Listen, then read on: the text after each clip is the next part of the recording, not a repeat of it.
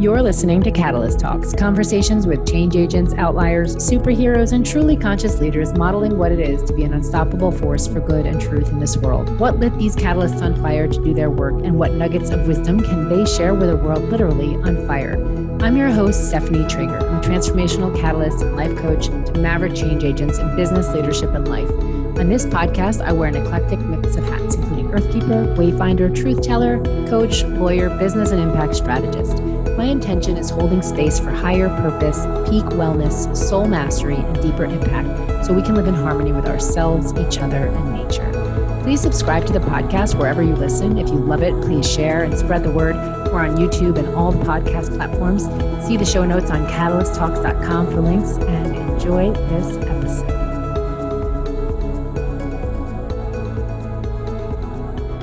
Hello and welcome back to Catalyst Talks podcast. I'm your host, Stephanie Trager, and today I am joined by a very special guest, Danny Almagor. Danny is the chair of Small Giants, a company he started with Barry Lieberman, his beloved wife, to affect social and environmental change through business, investing, education, and storytelling. And Small Giants is also Australia's first B Corporation. From investments in startups to large-scale projects such as solar farms, green buildings, and regenerative agriculture, the Small Giants total portfolio approach proves that impact investing can span all asset classes and achieve both profit and purpose. Together with Barry, Danny also created and chairs the Small Giants Academy, a for-purpose entity, I love that, which houses the education and storytelling arm of Small Giants, which includes Dumbo Feather, Impact Safari, and Mastery of Business and Empathy. Its goal is to inspire wisdom and action for a hopeful future.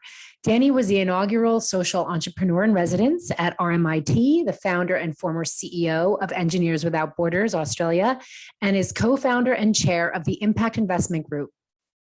He has founded over a dozen for-profit and non-for-profit organizations, including Sentient Impact Group, the Sociable Weaver, the Impact Club, Beyond Family Office, and the Community Well Northern Rivers. He has served on numerous boards, including many of the Small Giants family of businesses, such as Tom Organic, the School of Life, the Cape Eco Village, and Beyond Creative, as well as nonprofit boards and advisory councils, including the Jewish Museum of Australia, Stand Up, Smiling Mind, and the Gross National Happiness Center in Bhutan. Danny is recognized through many awards and is formally trained in aerospace engineering, business administration, and outdoor education.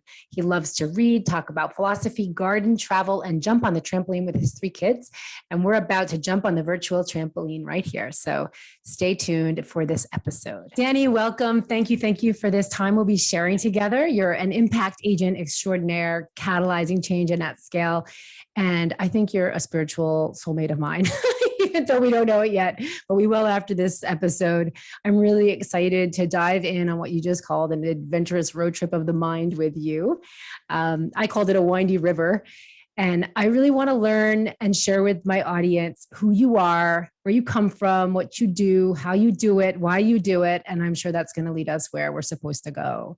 So let me just kick off with saying hello and thank you again. And let us know where you're calling in from and what's alive for you right now. Okay, hi everyone, and hi Stephanie. It's so good to see you and so exciting to chat. And I actually, in many years ago, more than 20 now, I was a river guide, like a whitewater rafting guide. I studied outdoor education and took people down rivers. So when you said it's a journey down a river, I'm hoping it's a wild river with a lot of whitewater in it, because they're my favorite. I'm calling in from Melbourne in Australia. In Australia, we often sort of start by acknowledging the traditional custodians of the land. So I am on the lands of the Boonwurrung people of the Kulin Nation and pay respects to their elders past and present. And I think that the point of doing that, sometimes, and I'll be really honest, there's obviously lefties and the righties and all the people in between, and sometimes it sounds a bit funny that we're sort of moving into that, but I think what's exciting, and you ask me what's lighting me up, what's exciting about trying to acknowledge that is coming back to not guilt and shame, but where is the opportunity for us to grow and learn and become more wise. And probably the biggest thing I'm thinking about so much at the moment, but really like systems change, existential threats. I think, you know, our society and our economy has sort of found itself in a profoundly unsustainable place, you know. So in some ways, things have never been better. You know, we've never been, you know, had better technology. We can talk to each other. I remember when I was, you know, 19 and traveling the world, and I was in Nepal, and I wanted to call home just to tell them I'm safe. It was like, you know, $4 a minute, and you'd call and, you know, like call collect or whatever it is, you know, first call, and you know, say, it's Danny from Nepal, Mum, will you accept the call? Because it's like, it's too expensive. I don't even have enough money to do this call. And they'd say, yes, Mum, I'm okay. I love you. I'm good. I'll see you in another month. I'll call you again in a month. Bye. And that was kind of it. You know, and now we get to do this on Zoom. I get to see your face. We get to stay connected. You know, we get to relate in a profoundly different way. So there's so much beauty, but I think equally there's so much devastation. You know, the system that we've created on so many levels, right, is destroying the planet, is destroying the social fabric between us. It's destroying our minds, you know, with loneliness, with anxiety, with stress, with depression, with a whole lot of other things, you know, that are diseases of affluence, so in a very general sense, you know, like we've built that in to our society. It's not that it didn't exist before, of course, but it's exacerbated by the way we choose to live.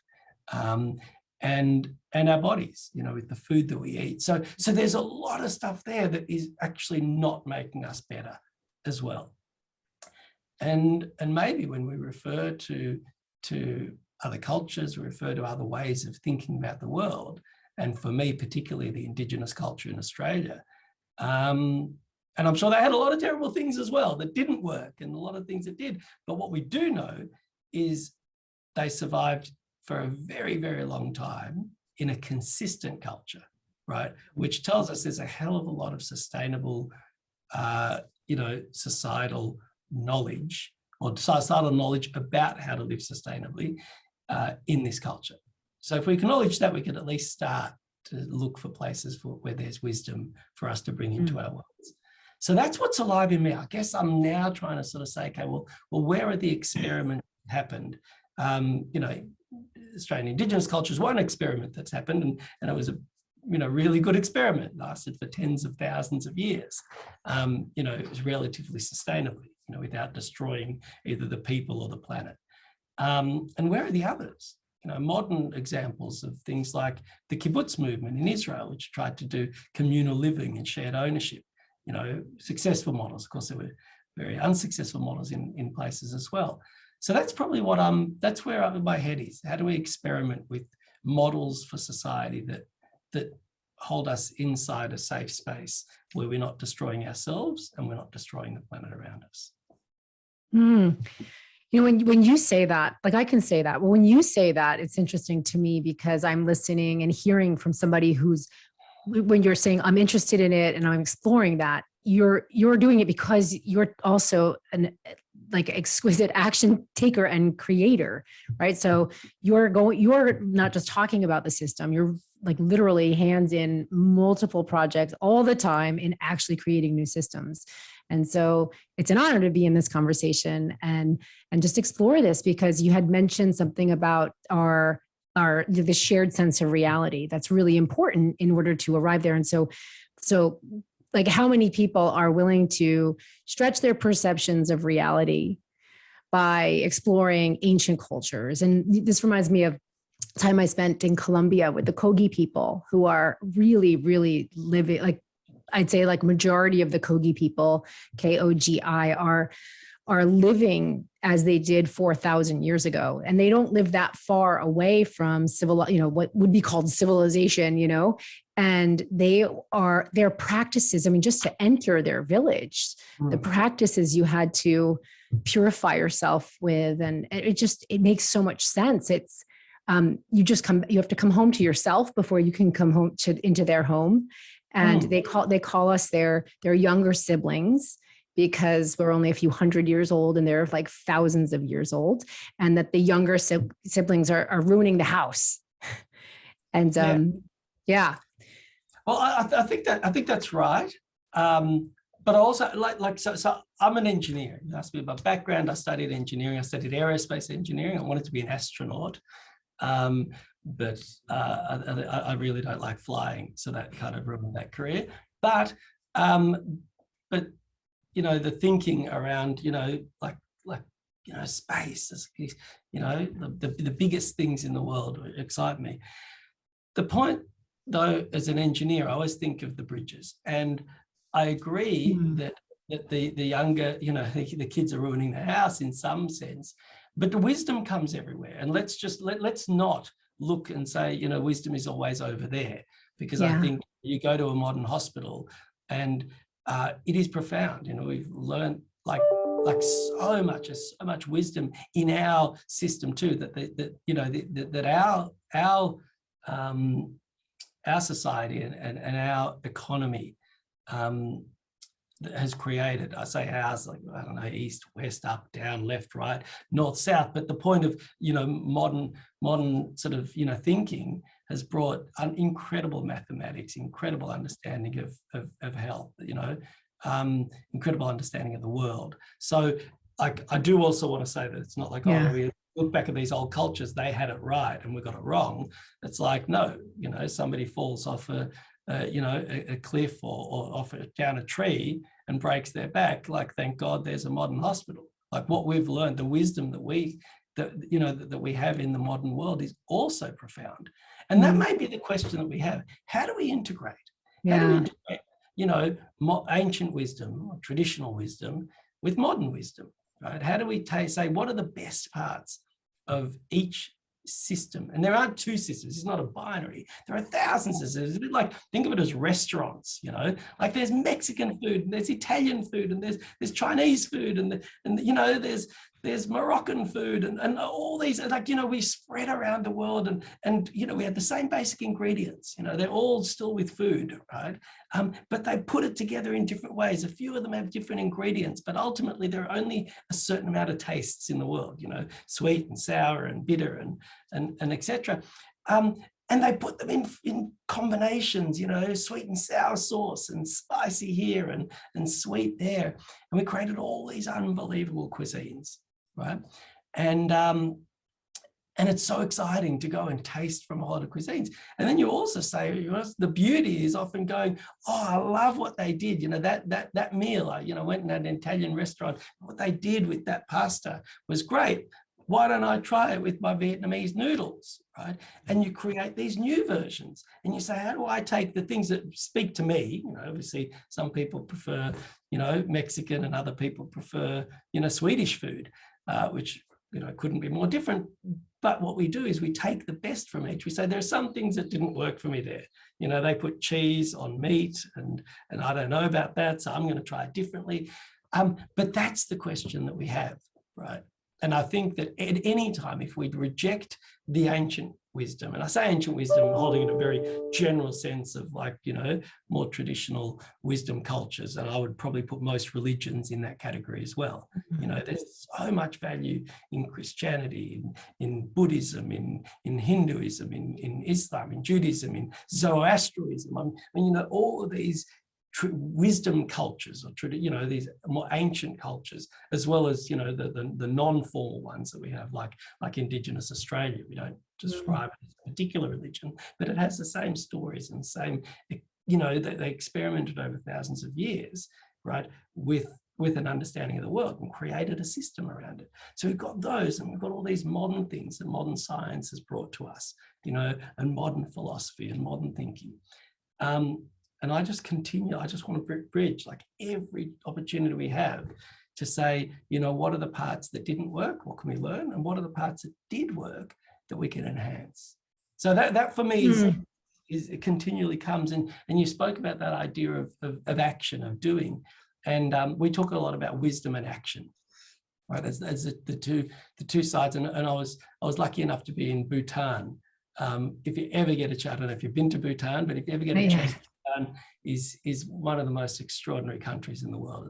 It's this little kingdom under 1 million people stuck between China and India. So the two biggest countries in the world, population-wise. This tiny little thing in the mountains it's just all Himalayas. Very, very special country. But I got to go there, and very spiritual, or at least it was for me and for most people who seem to go. And we climbed up to a monastery, and we're walking around, and there's a Buddha there, and the Buddha was holding like a statue. Right? I didn't see the actual Buddha. That's probably my next journey of enlightenment. Maybe one day I'll get to hang out. But no, there was a statue, and the statue is holding in one hand a bell, and in the other hand a scepter, like a rod. Right? And so I was, with one of the monks, and I said, "Look, can you help me understand what's the Buddha holding in its hands?" And he said, "Oh, that represents the masculine and the feminine, not men and women, the concepts. And the bell represents wisdom. It's like a cup holding, and the rod represents action. It's like the stick to move forward with." And he's like, this monk was explaining it like we need both, right? And I sort of sat there and I meditated on that for a long time. I remember just feeling, sometimes the most obvious thing, and then you sit there and you just think about it for like hours and hours. Some kind, like, what's the sound of one hand clapping? Whoa, that's amazing, right? And I wasn't on drugs, but I was sitting there thinking about it deeply. And I think it really was sort of the description of the way I see the world, the way I think we need to see the world. That if we have wisdom, right, which is beautiful, we need both wisdom and action. If we have wisdom without action, right, what you get is irrelevance. It's great. You just came with the solution to global warming, or you just had the answer to diabetes. Right? You go, great, you didn't do anything about it. You sat in a cave, you meditated, you realize you've got the answer to the meaning of life, and then you just stay in your cave and continue meditating. Right? Meanwhile, the world is burning. The world is burning up and stuff. So thank you for your wisdom, right? But it's irrelevant, and on the practical sense, it's the people who go for the weekend retreat, they go and they do their Vipassana, or they do their health retreat, and they learn all about how to eat healthy. Right? They learn how to meditate. They learn how to get off social media. And then they leave the retreat. They come back. They've learned all this amazing stuff. Here's what it looks like to eat healthy. And we've shown you how to cook and shown you how to do. And they go back and then they just eat shit in it again. Right? And you say, like, the wisdom wasn't, wasn't wrong. It was just irrelevant. Didn't do anything. Right? You didn't use it.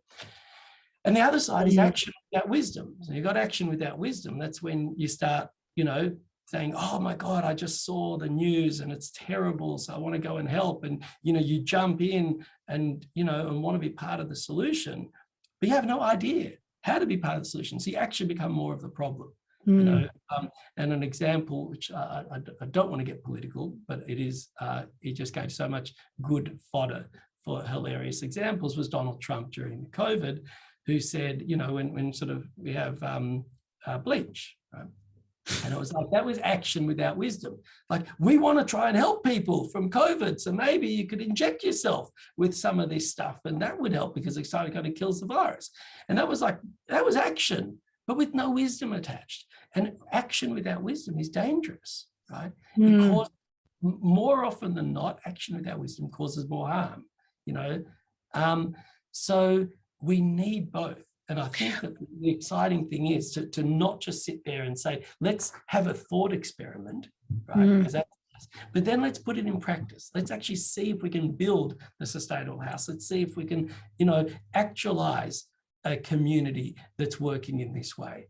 Otherwise, it just becomes this irrelevant ivory tower thought experiment that we play. Yeah, that is a really great, that segues me into this idea about disconnection and connection, because wisdom is wisdom relevant? Is your wisdom the same as my wisdom? What's our shared reality? What is our perception of wisdom? And I think that's where, we have a lot of action without wisdom, and we have a lot of wisdom butting heads, perhaps, or dominating, or just division. So what do you think about that? Oh, I love that. I mean, now it's okay. So we agree on, so like it's like we're building a house here. And, you know, we agree that there's some beauty in the world. There's so much beauty in the world. We agree that there's a lot of challenges in the world. So there we go. We agree that we need wisdom and action to solve it. And now you're asking the question: what is right wisdom and what is right action? Right. And I think that's great. And that question of right is a small r. This isn't like the God right. Right wisdom. In other words, what is truth? Right? What is true? What is wise? Right?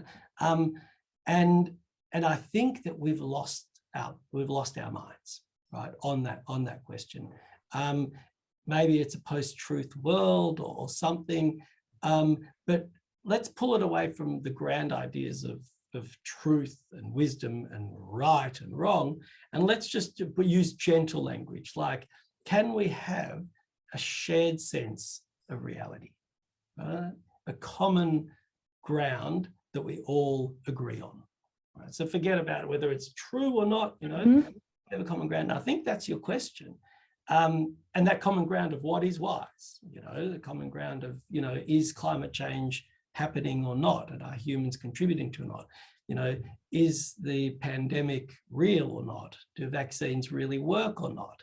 You know, some of these questions around truth or around a common shared sense of reality, right? Some of them are irrelevant. Like, you know, is this shirt more, you know, make me more handsome than a black shirt? I mean, there might be a true answer. There might be a wise person who can say, Danny, it's the black shirt that you should wear if you really want to look handsome, right? But it's kind of irrelevant. Like, so we can sort of take and say certain things we don't need. The wisdom is not going to add value to that thing. Great. Is Vietnamese food more delicious than Ethiopian food? All right. I don't care. Eat Vietnamese, eat Ethiopian. They're both delicious. I love it. Go crazy. Right? So there are certain things where wisdom or a shared sense of reality is not really that relevant, right? But there are things, like I mentioned before, where they're essential. If we don't get it right, people suffer. If we don't get it right, people die. And if we don't get it right, we might not even have a society to be a part of in the future.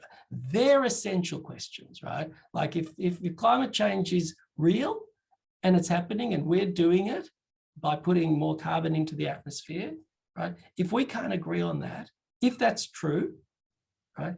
If we don't stop it, we will have a world we cannot recognize anymore. So it's not incidental. It's not like I chose to eat Mexican instead of eating French food, you know, last week. Well, ultimately, both of them will feed my body, and it's not going to change me all that much.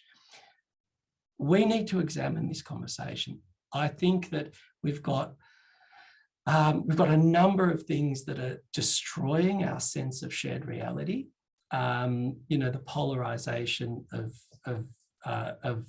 politics, the speed of or the attention of social media, that, you know, I mean, it's a attention economy. It's just encouraging us to want to pay more attention, and the best way to pay attention is to polarize people, you know. So we've got the economic incentive of our media, is the externality of that incentive of media, which makes say we want you to watch more Fox News or CNN. We want you to spend more time on Facebook or Twitter, right? We know, because our minds are fragile, our minds are fallible, because we are easily influenced. We are predictably irrational. A book by a guy named Dan Ariely, which I encourage everyone to read. We are predictably irrational. And that's why magicians are so much fun and they work, because we know the magician knows they can trick you.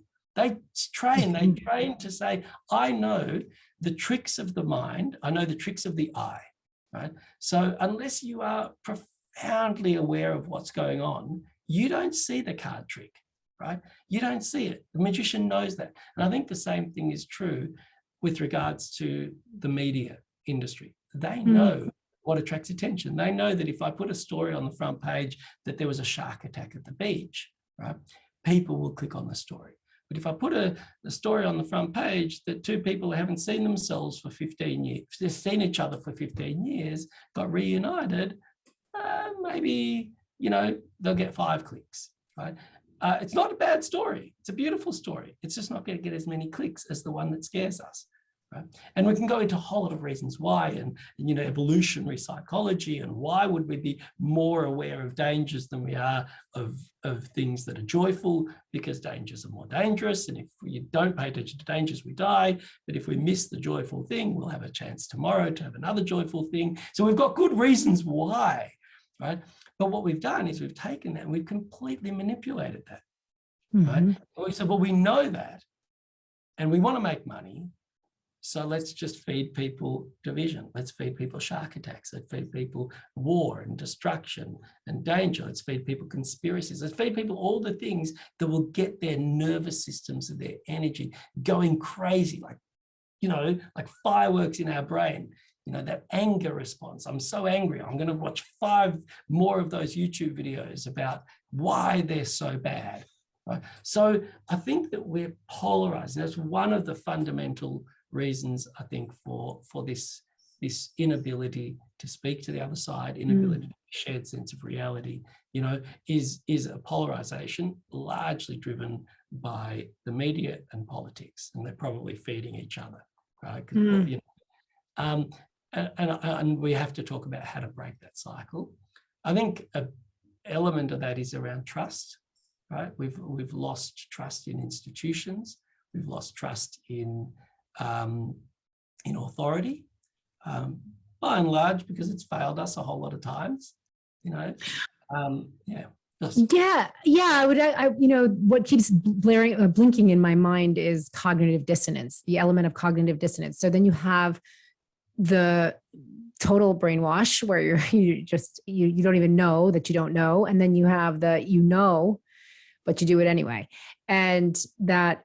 So I talk about cognitive dissonance from there's the, but you do it anyway, and it hurts, but you do it anyway and you pretend you don't, and then you do it anyway and you make stories about why it's the right thing, excuses, right? So that shows up a lot. And that I think is it's kind of like the sharp boundary, the edge, it's like, how do we get out of this maze? And there's this sharp boundary on the outside, and it's all of our layers of cognitive dissonance. Yeah, yes, absolutely. I mean, we are complex beings, and we're bad at holding paradox, but most of the human experience exists in paradox, exists in the gray, exists in it's not quite black and it's not quite white, or it's a little bit that. I remember when I first engineer and science and physics and stuff, I remember first learning about the particle wave theory, right? Light acts as a particle, so it's an object, like it can hit something and move it. We know that, right? And it's also a wave, right? A wave means it's, if I get a ball and I throw it to you, right? That ball, if there's a wall, the ball hits the wall and falls. Now there's a little bit of pressure on the wall. So light does that. But if it's a wave, like in the ocean, you stand in the ocean, the wave just goes around you. Light also does that. And you're like, come on, I'm like, you're pulling my leg. It can't be both, right? It's either a particle or it's a wave. It's either like the ocean, and a wave, of course, happens by, it's not the thing that moves, it pushes the next thing and moves along, right? So that's why waves can move around, because it's not a single thing moving. And you're like, how does this, that is unbelievably profound, on a philosophical and spiritual level, let alone on a very practical level. I mean, the physics of it is profound too. And I think there's a lot more of that than we think in the world, particularly in our cognitive world, right? Our mind. And you're right. And cognitive dissonance is there, but we're just not very good at resolving it. We're not good at sitting in uncertainty. We're not good at holding two opposing truths, right? Truths, hold that gentle truth. It was my fault and it wasn't my fault, both are true. So I guess where is this leading us? So this is a conversation, what is wisdom and how do we get to that? And I guess it leads me to the question of what structures, right? What process, what systems can we put in place to help us be better at this, right? So in other words, is a capitalist system that is based on advertising, based on me convincing you, the current system, based on me convincing you that you need what I've got and you should pay for it as much as I can extract from you, right? So, you do not need a Coca-Cola. You never, in the history of the world, no one ever needed a Coca-Cola, right? If you needed anything, it was a glass of water, right? No one needed a Coca-Cola, but we managed to create a whole system here where you feel like that's all I want, like whether it's ads and that, and it makes me feel cool, and, they lace it with cocaine and a whole lot of sugar and all the things that ultimately make this thing. They're trying to convince us of something that is not good for us, that we don't really want. Right. Mm-hmm. So if that's the system we create, the system is encouraging us to try and get people to do more of something they don't necessarily want, don't need, and is often not good for them, right? Well, then we'll create the world we have. We'll create, a scarcity mentality. We'll create all these things to try and do that. And my question is, okay, we have to rethink this. We have to say, what is it that fundamentally we want? Mm-hmm. And how do we create the system to encourage us towards what we do want, not a system that encourages us weirdly towards things that we don't want, right? I mean, and that's purely taking advantage of, the instant gratification part of our brains. And that's a cognitive dissonance that we have, that we're not good at that. We're not good at short-term and long-term thinking. So I eat the cake today because it's delicious, because somebody put it in front of me and they said, come on, Danny. I was actually out the other night at a party, and I don't really drink alcohol. I'm not an anti-drinker, but I don't drink much. I'll have a glass of wine if somebody pours it for me. But I was just if I wouldn't usually choose it. And so I was drinking water, and somebody came to me and said, oh, can I get you a drink? I said, I'm okay, I'm good, right? And he said to me, you're making me uncomfortable that everyone else is drinking and you're just drinking water, right?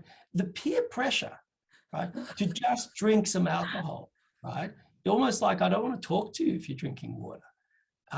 So we've created this, so what would it look like to create a system that encourages you to be healthy, encourages you to be connected, encourages you to not buy things that you don't need, definitely not buy things that'll make you sick.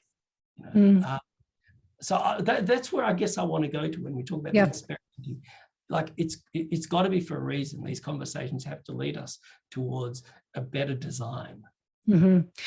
I'm curious because you do have a lot of entities and platforms where you do you actualize what, the solutions, the projects that you you talk about. So one of the things I just want to say, and we could park it and return to it, is while you were talking about the polarity and the paradox of you're right, I'm right, that's still linear, right? And I feel like, can we create a new system with really figure out how to create from the nonlinear? Yeah, we need linear and we need math if it's linear, but there's so much more happening in the invisible. There is so much happening that our shared sense of reality we might not agree that there's extraterrestrial activity. We might not agree that, the planet has a frequency and it changes and that affects us. And the moon moves the ocean. We can't disagree on that. And it affects us when it's full and when it's new, and different cycles. And so from that, there's all this beautiful wisdom we can take from Earth being Earth and being nature. And then so I wanted to just drop that in, but also I'm curious about, like, from say Small Giants or some of your ventures, your work in impact investing. How do you ever find yourself like in all of these kind of traps, just call them traps, that you're just saying, you're like, okay, we're creating all the solutions here, but we're actually doing it the old way, or we're actually using that kind of mind stuff, like, right? And so then what do you do when you are aware of that? So, well, first of all, like, oh my God, the amount of mistakes, the amount of sort of unconscious cognitive tricks that are being played on my brain are like, all of us, like we all have cognitive biases.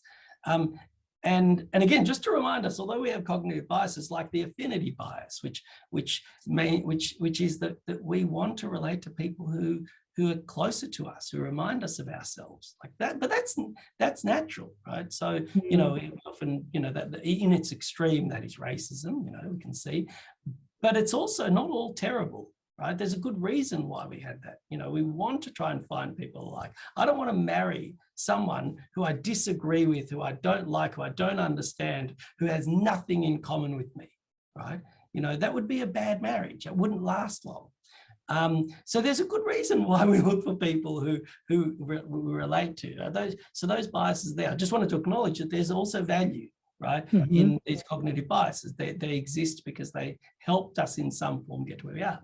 But they're also terrible at decision making, right? So in other words, if all I do is ask people who agree with me whether my idea is a good idea, I'm going to get an answer that, yes, it's a great idea, Danny, because I agree with you, right? So if I want to marry a person, I should find somebody who shares my values, right? But if I want to make a good decision about an important topic, I really want to find somebody who disagrees with my values. Right? I want somebody who sees outside of what I see. The value of diversity. I mean, one value is because it's pretty. I love rainbow because it's a lot of colors. Right? And when I say the word diversity, I don't just mean skin color, right? Which is obviously one version of diversity, but I think it's a very shallow version of diversity. Yeah. Right? It's just a pigment. I think diversity is really people who have a different experience of the world. Right? Yeah. Now, sometimes it's skin color, it's gender, it's other things, but a lot of times it's a whole lot of other things that happen. People who've grown up with single parents, not loving parents. Oh, sorry, not two parents, single loving parents, multiple loving parents. But people who just had different experiences. People who've grown up in different countries, people who've grown up in different social class, people who've grown up with different belief systems, people who've grown up with religious beliefs, with non-religious. The idea of diversity, other than the beauty of the colors of a rainbow, is actually, it makes us stronger. It builds resilience, right? A forest with a single type of plant, a tree, right, is susceptible. A forest with diversity is resilient. So good decision making is diversity. So you ask, how do we do it? We do a lot of the thinking, as you've sort of heard a lot of the conversation so far, and we do a lot of the action, right? Where we try stuff out. We get it wrong. We get caught up in the linear trap that you're talking about, like everything, follows a direct logical conclusion. It doesn't, right? Let's talk about that. And we make mistakes, and we've lost money, business has failed, we've invested in the wrong people, and cheated and stolen, and you thought, oh my God, I thought I had it all right, and the world falls apart around you. So a lot of that stuff. But the answer, I guess the question you asked, the answer to that is there are a number of tools and things like getting diverse opinions when you're making big decisions. So if you're hiring, maybe put somebody who's got a very different personality type to you. You're an extrovert and you love big picture thinking. That's me, Danny. Maybe in my interview process, I should have an introvert who's very details oriented, sitting there with me interviewing the candidate. We would see very different things in the candidate. I'd be like, I loved them. They were so cool. You see how they spoke? And the other person says, oh my God, they didn't stop speaking. It was so annoying. They never listened. And I'm like, oh, I didn't notice that because I love the talking, right? That's amazing. So I guess, you ask, what we do, we try and put in as best we can, and again, with our own limitations, systems to protect us from our own linear thinking, our own biased thinking. But you spoke about that idea of the logic and maths. I just want to bring up one thing, just because I love maths and I think there's so much in there. There is this thing called imaginary numbers. Have you ever heard of them? No. Okay, so an imaginary number, and it's got a little I. We reference it as an I, right? It's this idea of, when I'm going to go a bit nerdy here. Hopefully, if people are listening, hopefully you like this, and if not, bring it. just say, wow, maths has imagination in it, right? So the imaginary number, so when you take a number like 2 times 2 is 4, right? So that's 2 squared, right? So any number times itself, we call it squared. -2 times -2 is also 4, because a minus and a minus is a plus. So that's 4. So the square root is doing that backwards. So the square root of 4 is 2, right? It's a 2. Now, you can't have a negative number, right, and square root it. So in other words, no 2 numbers times themselves could equal a negative number, right? You can't get 2 times 2 equals -4. So there's this idea that, but in maths, we needed that idea to solve problems. Like there was just maths problems you couldn't solve without square rooting a negative number, right? It doesn't exist. It's imaginary. It's not possible to exist in the world. It's not logical, right? It doesn't work, right? But we needed it to solve the problems. We needed something that doesn't work, that couldn't possibly be true, right? The square root of a negative number to solve things that are very important and very real, right? So we made it up. And we said the square root of 1 is going to be an I, and we call that an imaginary number. And I think that's what you're talking about, the nonlinear, right? Sometimes we think that we can solve things by just working through them, right? But like for me, that example is we're not. The world is not linear. The world is not like, 1 + 1 = 2 and 2 + 2 = 4. Sometimes you need the square root of -1 to get to an answer, right? Sometimes you need to go way outside of what we think is possible.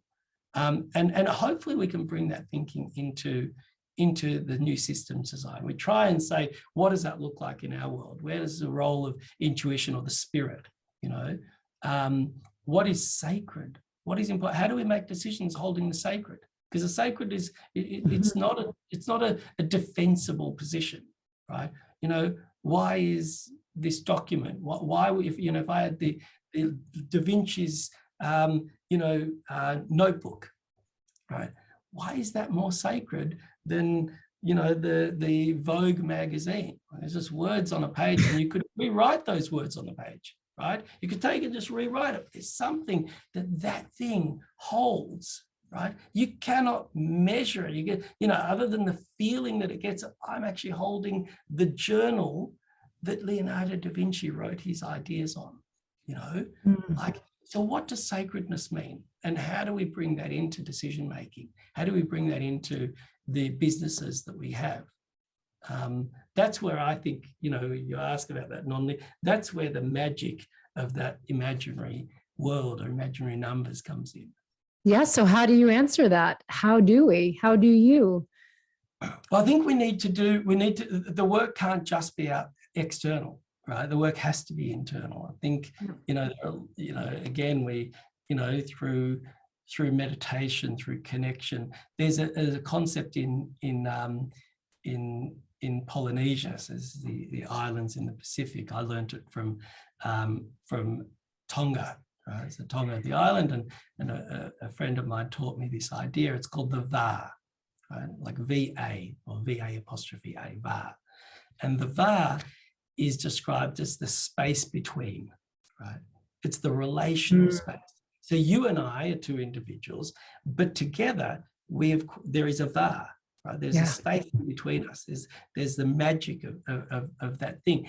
And that thing can be nurtured. That thing, we invest in the va, right? The va, if I'm on my own, then there's no va.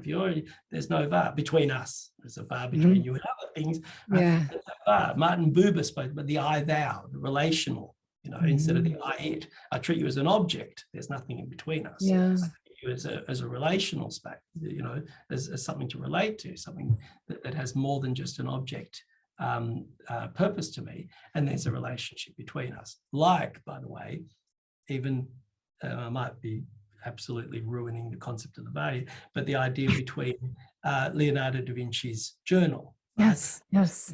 The spirit, right? That's spirit in a gentle way.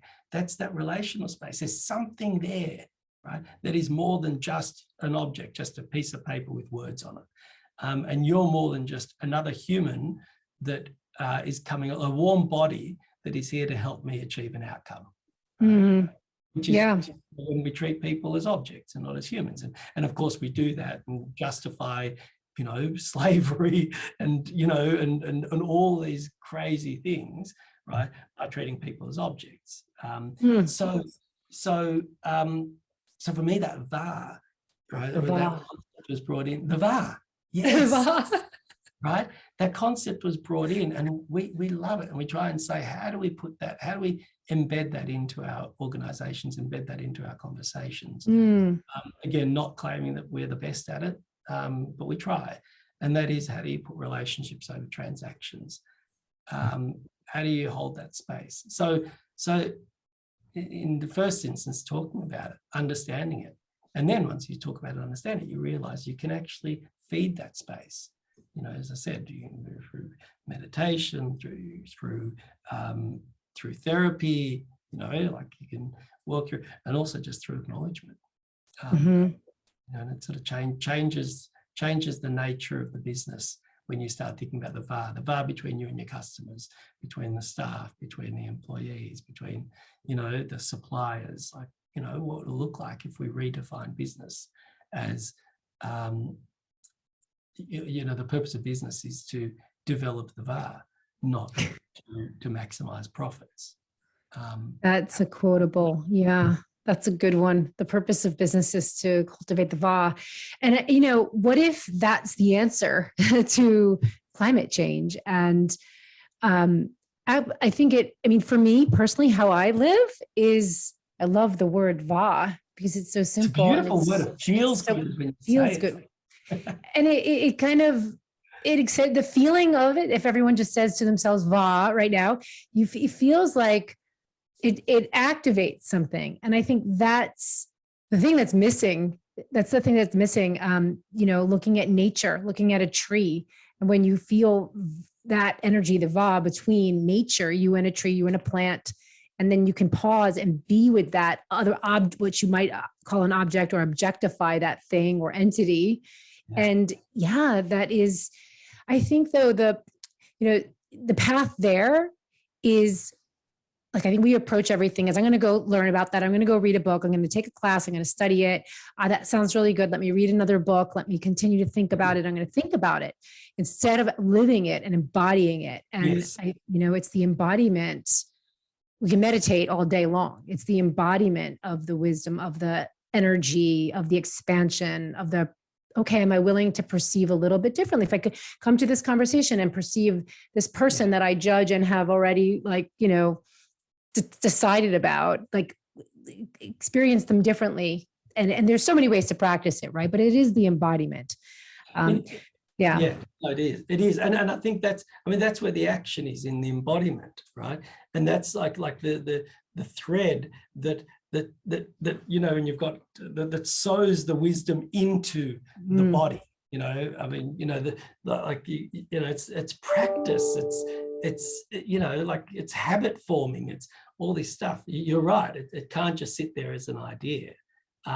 It's got to be placed inside your life, inside the work.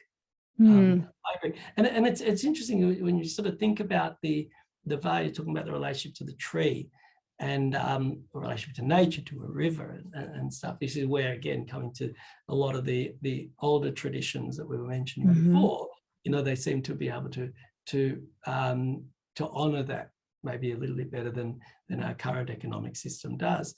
And that's one of my concerns, I think, with our system as well, is that like a tree is valuable because of the economic value that sits in the tree. Right. And that's what we do. And we've done that with the carbon trading, like how do we solve climate change? Well, if we put a cost, if we make climate or carbon, right, if we put a dollar value on it, if we can reduce the value of our climate to a number that we can trade, that people can personally gain from, right, we can save the planet. And I don't think that like maybe that is the only way. I don't know. We can talk about that. But I feel like my intuition is that we're walking down a very, very bad road, right? A road that might look paved now, but it's going to get all ugly and stuff as we walk further down it. Because once we put a financial value, a monetary value on a river, on water, on air, right, on things. So in the short term, we might solve it, oh, well, if, that, 1,000 liters of water is worth $1,000, I'm not going to leave my tap on when I'm brushing my teeth because I can't afford it. Right?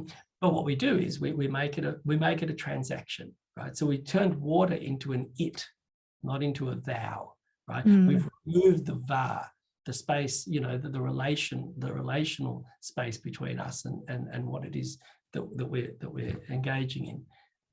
Again, I apologize if var is only for human to human, I'm not sure, but that idea there is the relational space. So what we do is we say that a tree is only worthwhile sitting in the forest because I can get $50 for the tree if I don't chop it down, right? And you only get $40 for the tree if you chop it down, right? So tree is an incidental object that is just worth more standing up than it is lying down, if we can put that price on it. I'm really, really scared about that, right? Yeah, yeah.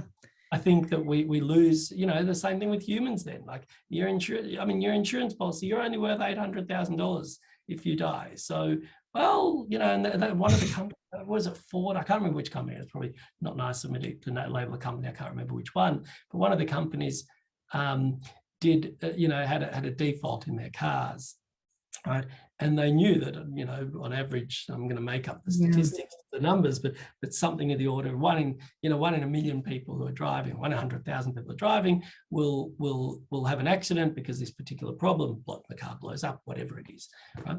And they did an economic analysis. If we recall all the cars, and you can imagine the same thing with medicines and other things, if we recall all the cars, it'll cost us, $100 million to bring all the cars back. But on average, we've got 5 million cars out there, 5 people die, the insurance policy will be $20 million.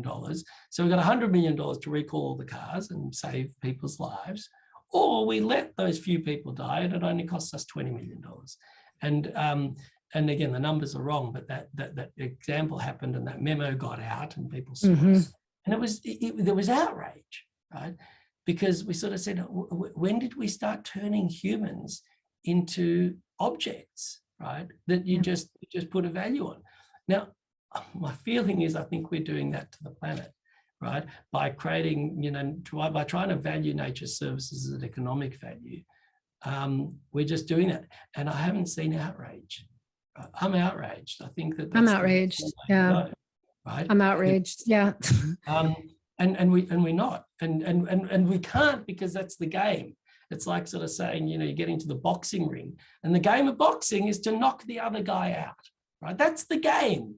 So if you go to the boxing ring and say, I'm a pacifist, right? It's not a bad thing to be a pacifist in a boxing ring, but you're just going to get beaten out, right? You're going to get the shit beaten out of you and you're probably going to get knocked out. Because the game is to knock each other out. They're the rules, right? When the referee, you say, I refuse to punch, and the other guy punches, the referee doesn't say, hey, stop. He's like, sorry, that's the game. He can continue punching. Right? Yeah, but Danny, I think that this is a really important thing because the game is so ridiculous. It's just so blatantly ridiculous at this point. And I think you and I might agree that the watering down of impact movements, the watering down of sustainability through these mechanistic, reductionist, linear, old school paradigms is creating the same, it's proliferating the problem, right? So there are folks, I think I'm one of them, sort of, kind of, who are like, I'm out, I'm stepping out of the game. Like, no way. I'm here to awaken consciousness. And on one hand, it's easier because I want to surround myself with the frequency, the alignment, so that I could do the work I'm here to do, right? And then and because maybe I haven't figured out how to get in the ring in terms of creating this new system. I'm saying, okay, you have to know what's yours to do at the moment, right? Yeah. I'll pass the ball back to you on that. No, oh my God, it's so exciting to have these conversations. They're also really hard because you sort of, you walk down these roads, like we're on our road trip of the mind. You walk down and some of the roads are dead ends. And some of the roads, even though they're exciting and fun, right, they're really hard. and I don't know how to get through them. So you talk about stepping out of the game, and you know, thrown lots of analogies here. You know, you had a boxing game. If you refuse to play the game, right? Like the game is so rigged, the rules are so wrong, they're all about hurting each other. I refuse to play. So that's one option, and you're talking about that. And I spend a lot of my time, Berry and I, by the way, when I say I mean we, because it's with my wife, Berry, like we work together and we have children together, we do a whole lot of things together, and really on this journey together, which is so special. But we stay up late at night. So I stay up late at night talking to her. And we have these conversations a lot, which is like, do we just leave the game? You know, like we can afford to, do we just buy a big block of land and live sustainably on the block? We can get solar panels and batteries and grow our own food and invite a few friends over and, you know, create this perfect world. Or perfect, nothing's perfect, but this wonderful world where we can live in our little bubble. Two problems with that, right? One is even when we try to design our perfect world, it's not perfect because we're not perfect. So there'll always be things that we challenge.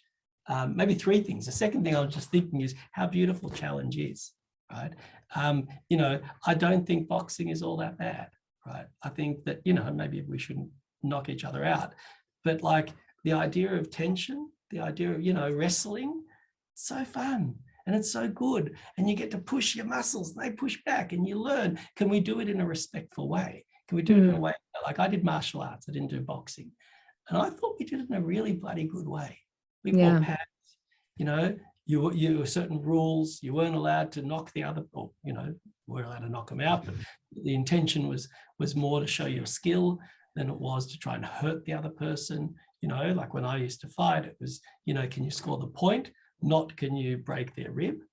And so, you know, I don't think that you know, it has to be bad, but we stay up and we sort of think of removing ourselves. So A, we might not get it right, even if we remove ourselves. B, there is something really special about being challenged and pushing against and having those, you know, like you never feel, I don't feel, you know, the things I'm most proud of in my life were the things that I overcame, the hard things that I did. You know, it was a half marathon I ran. It was, you know, the business that was failing that we turned around. It wasn't the things that were easy and fun and everyone was happy and we all sit together. They were the joyous moments where I sat together with friends and we sang around a fire all night. That's joyous, but that's not what I'm most proud of. I'm proud of those things that I had to overcome. So it's another reason to stay in the ring. And the third one is what we've got today. Like you can try and escape, you can try and sit in your little bubble, but the world is now small enough that whatever happens outside is going to get to you. You know, the floods, you know, we have Byron Bay is a place in Australia, beautiful, beautiful town. You know, increasingly through gentrification, a lot of wealth there, right?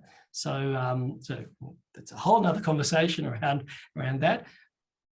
It's as susceptible to climate change as every other place. It doesn't matter that you've got a $14 million house, right? When there's a flood, there's a flood. When there's a fire, there's a fire. When there's a heat wave, there's a heat wave, right? And when the oceans rise, the oceans rise. And you've got the beachfront property, then however much you thought you were able to create your bubble, it'll affect you. And the same is true for politics. I mean, you can live in a quiet little town in America, but if the wrong president gets in and you go to war with China, or go, you know, like no small town is going to be exempt from, you know, from a conflict where people are throwing missiles back and forth across continents, right? There are things that we can't avoid. Right? And I think that's another reason that as much as we sit there and have these beautiful ideas of living outside of the game, I think we have to stay in it. There's a beautiful that's a bias of what the game is, because there's outside in your bubble, and then there's the game inside, and then there's all other ways to be outside of it, but be, you know, aware of this collective shared reality. Yes. Well, that then becomes it. So if we say I just disconnect, right? Maybe I was talking about the disconnection there. Yes, A great point. I think you bring up a beautiful nuance, right? There's a story called The Ones Who Walk Away from Omelas.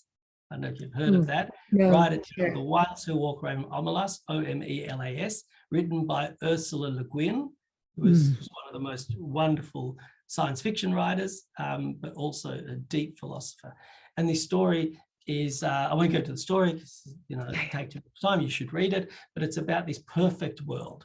But in the perfect world, there is a terrible basis for that world to exist. In other words, somebody has to suffer for us all to live beautifully. And towards the end of the story, it gets to a point where some people just can't live with that, right? And they walk away. They walk away from Omelas. And that's why it's called The Ones Who Walk Away from Omelas.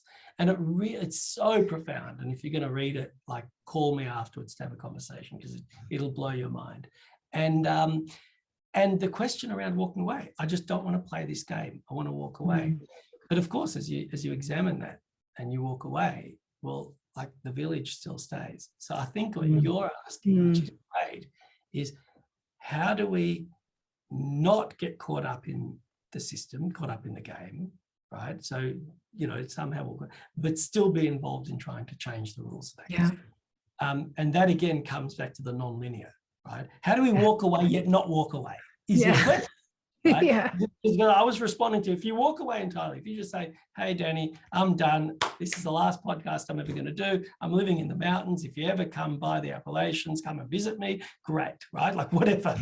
That is one extreme. The other extreme is, I'm going to become a banker and fuck it. I'm just going to play the game and I'm going to make millions of dollars because I know how to manipulate people, because minds are fragile, and see you later. Thank you, Mark Zuckerberg, for destroying our planet and our minds, right? So they're the two extremes. And you're saying, how do I hold both? How do I, and I think that's a great, great question. And we need people to talk about how they've answered it. The way I answer it, I think, is that inner and outer. Can you find a spiritual practice, whatever that spiritual practice is? And you don't have to believe in God. It is, maybe it's just walking in nature. Maybe it's living just outside of the city. Living a bit more of a sustainable life, but being able to go back into the city and engage in that game. And saying, okay, well, I get it. And we do have to try and change the rules as best as we can. B Corporation is a classic example of trying to change the rules of business. I do think impact investing is trying to say, well, it's not, it's still the game. It's exactly what you were saying before. It's still boxing. And the impact investing is saying, can we do boxing where we're shadow boxing? We're not actually punching people in the face. Like, it's a little bit better. And I think that that's an important thing also to remember, that once you're back in there, it's an iterative process. I don't think impact investing is the answer. I don't think B Corps are the answer. I think the answer is so profoundly different. We probably don't know what it looks like today, right? Like moving from a petrol car to an electric car, we kind of needed the Prius, right? We needed a hybrid. We needed something that sort of says, hey, it's possible. Look down there, right? Down that road. And I think that's what impact investing is. Impact investing, better business movements like conscious capitalism, they're all just sort of saying, hey, this is a step towards something. It's not the end game, right? So if we sort of think, oh my God, here's the silver bullet, this is the end game. If we're all conscious capitalists, the world will be perfect, right? No, it's not. But it's going to be a little bit, one step towards a little bit better, right? And then we say, okay, well, that's really interesting. If we took away the idea of advertising, you weren't allowed to advertise. Advertising didn't exist anymore. It's one step, or maybe we took away the idea of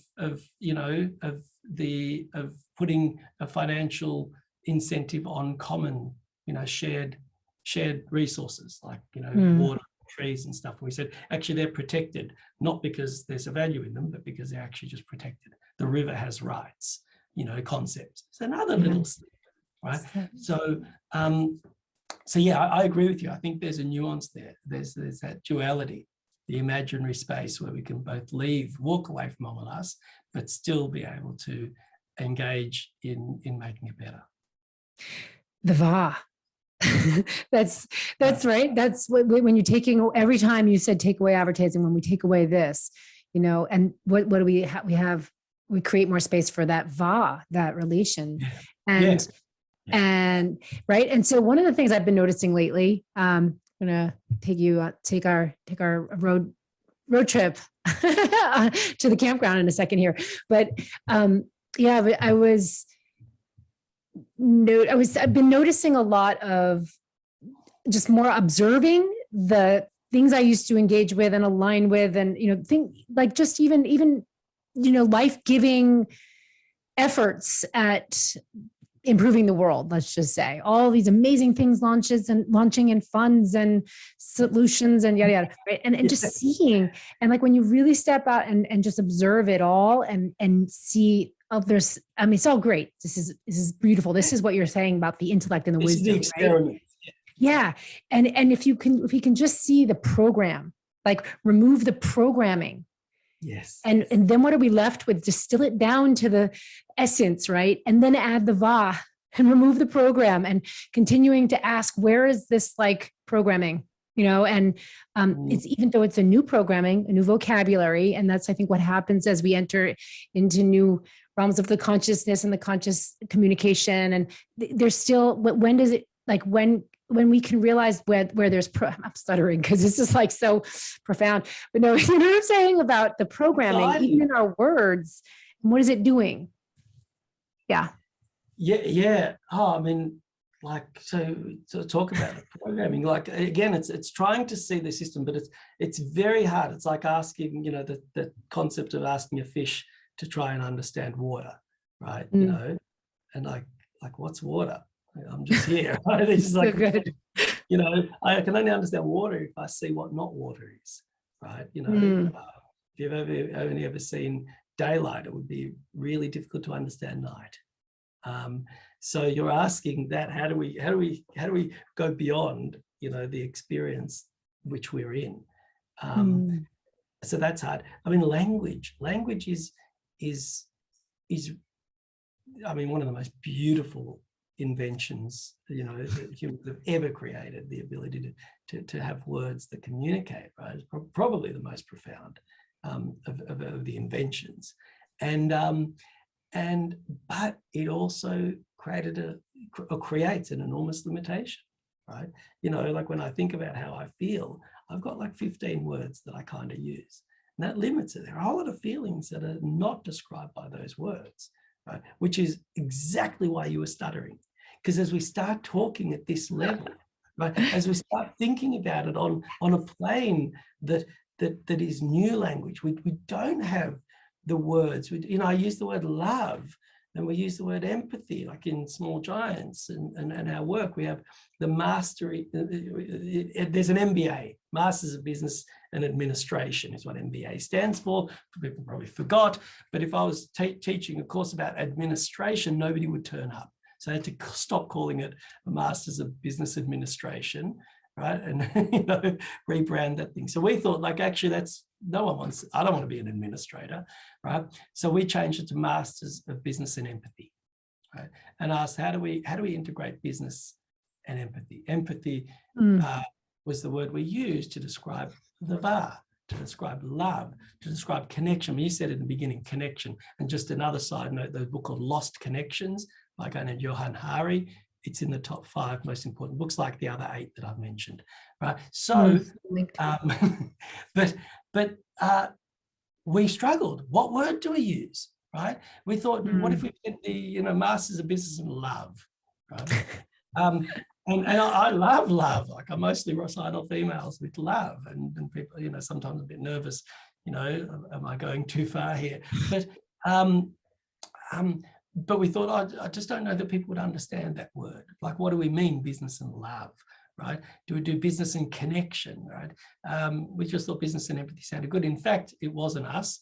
It was a guy named Roman Krznaric, who is an incredible writer. Is newer book called The Good Ancestor is another unbelievable read, talking about generational, intergenerational and long thinking, being good ancestors to our grandchildren and their children.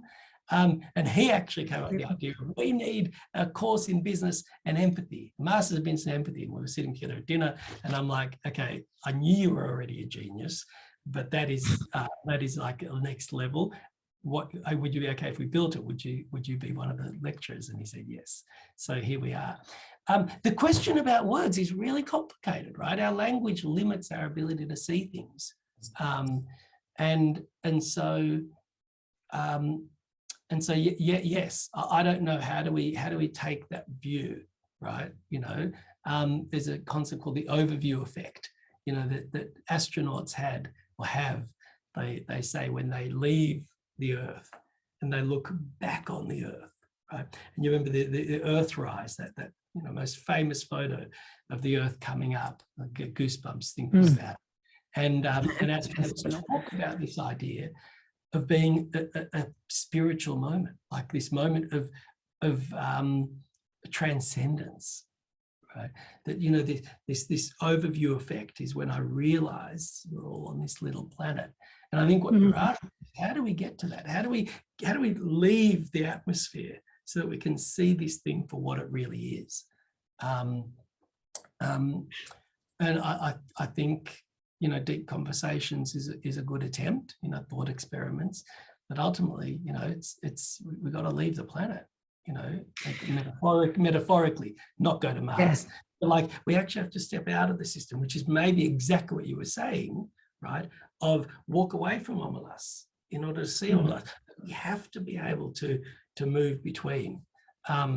I think travel is one of the greatest things in the world. Why I recommend going to Bhutan is you'll see a system where they said, we want to build our economy, or our society rather, based on gross national happiness.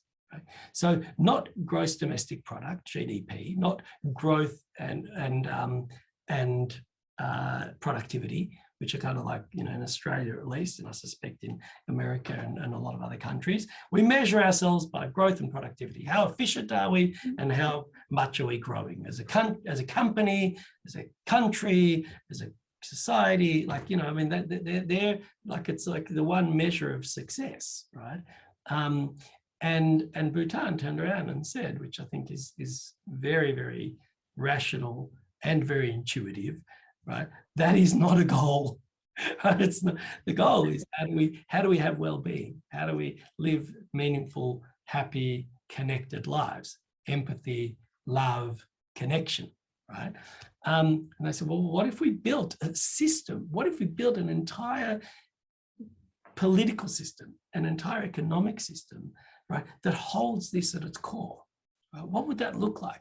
Now, it's an experiment, and there are lots, like, we could talk all day about where the experiment isn't working, right? But let's invert it and say, where is it working? Where is it making a difference? And they said, well, when we examine this, we think there are 9 domains, 9 areas, right? When we think about happiness, and they use the word happiness not as a momentary, concept. It's not like, let's think of it more as well-being, or and they said, what are these 9 domains? And in the domains, one of them is, is economic prosperity to an extent. It's living standards. Like, do we have enough money to buy food? Do we have enough money to have a house? Like, that's really important. Like, living in poverty is not a recipe for well-being, right? But it's not the only ingredient in this cake. It's like saying a chocolate cake that only has butter. Like, it's not a chocolate cake. It's just a shit cake that's made of butter, right? It's a butter cake with no anything else. Yuck, right? A cake has got ingredients. If you don't have the right ingredients, you don't get a cake that's delicious. And so they said, okay, that's one ingredient, right? We're not dismissing it, but there's also good governance, right? How do we measure governance? What does that look like? What does that mean to our society? What about cultural relationships? Like, what does good culture mean? Are we speaking our native language? Are the kids learning the native dance? Do we still have the traditional dance, right? Are we still engaged in our traditional garb, our traditional costumes and stuff? Do we know the songs, right? All this cultural stuff. Do we have museums? Do we do that? Then they go and they ask questions around mental health, right? Not just in physical health. And then time use. Are people feeling like they're having an appropriate use of time? That's one of their measures. They literally, when they do a census, they ask the country, how are we going? They ask, how are we going on time, right? We've got this highway that we're going to build. It'll be $3 million or $100 million to build this highway. It'll save you 15 minutes, right, in your trip to and from, because we're cutting out this town, right? So time use is going to be positive, right? But how's that going to affect the family relationships, right? How's it going to affect, now dad goes further to work or mum goes further to work and works for longer hours. So yes, I can get there in 10 minutes, but now, I live and work further away from home. And so their question is multifaceted. You explore those 9 domains. They're so wonderful. And I just think we need to, like, the concept is to have that overview effect, that separation, seeing other models, right? Seeing other ways of being and integrating them in. That's the leaving the game, then walking back into the game. Yes. Whatever that analogy looks like, the ring. Yeah, it's zooming out, and I'm gonna, like, to me, it always comes down to you doing your personal growth. When you do your personal work, when you can connect more dots inside of yourself, then you can connect more dots. You can zoom out and connect more dots outside of, and see things differently. You can come back with a different perception, like zoom out and see, hey, what is important? So, oh my gosh, I love that. And I mean, just on that, one of the best ways to do that is death, right? Death. Is death. And I'd say we should engage much more in death. Death is the greatest teacher for life. That concept of inversion, right? Yeah. What is a good life, right? If you ask that question, you say, well, if you were going to die, what would you do differently, right? The idea of asking, the reverse, like, what does a great society look like? What does a bad society look like? And we don't. I don't think we engage enough in death. And conversations around it. Most of the time, when you engage with people through that process, whether they're close to their own death, having a terminal illness or something, or they're experiencing that through somebody else. So, my father had cancer a couple of years ago, went through, obviously it was terminal. It wasn't obvious, but it was terminal, and he died. But we were with him for the year that he, from when he got the diagnosis to his death. And you couldn't help but asking these great questions. Like, his whole life, I don't think I'd never heard him use the word essence. I didn't know my dad. My dad's Israeli. He was born in Israel, right? Obviously spoke fluent English, and he lived, for 40 years, or nearly 50 years in Australia. So he understood English. I just don't think he ever used the word essence. That wasn't the nature of my dad, right? Very practical, and, his own business, not very emotional. And he got cancer. And I remember we're sitting outside in the sunlight, holding hands, talking. And he says, Danny, what do you think the essence of life is? And we had this most profound conversation, right? That basically was the equivalent psychologically of the astronaut looking back at the Earth, right? He was asking the real questions around what is the meaning of life, and what is the purpose, and did I live a good life? It was so beautiful, right? And I think that's the gift that death can bring us, or death, the leading towards, is asking real questions, asking the real meaningful, having the meaningful conversations. So maybe we need to embrace that a little bit more. And I don't know what that looks like in business, but I don't know, maybe we need to bring that into all of our conversations, death in some form, and understand it. And it allows us, that's sort of the mind trick, the Jedi mind trick, to move us away from the here and now. Thank you for that, Danny. Thank you for sharing. I think that is a really powerful wisdom nugget that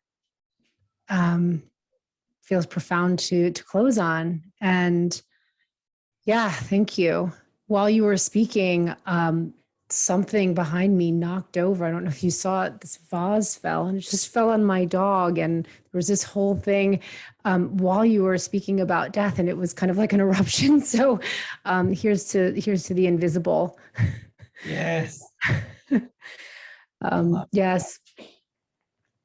So thank you so much for being with us, and just what a great road trip. What a beautiful road trip. And um, yeah, we've seen a lot of beautiful vistas, and I'm going to share with everybody where they can find you and learn more about the Small Giants Academy and the Master of Business and Empathy, and all of the other amazing work that you do. Probably just skimming the surface, but this has been such a special conversation. So thank you. I've loved it, and Stephanie, thanks for holding that space, because obviously we went on such a, down such big roads, but it's only the beginning. I mean, this is our life's journey, is one hell of a ride, hell of a big road trip. I know. I'm glad our vehicles cross paths. Yeah, I was going to say, it's so exciting that we get to do it together. And Yes. yeah, thank you so much. Thank you.